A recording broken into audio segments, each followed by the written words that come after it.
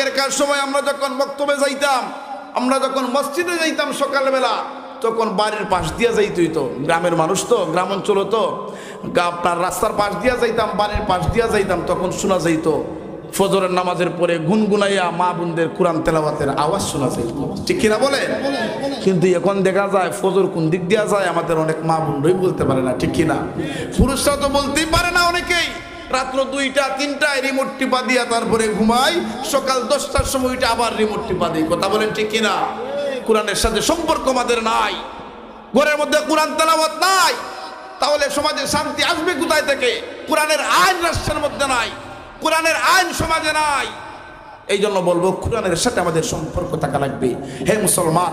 আর নবীজির সবচেয়ে বড় মুজিজাই হলো পবিত্র কোরআনুল কারীম, সুবহানাল্লাহ। হ্যাঁ মুসলমান, আসুন এবার ওই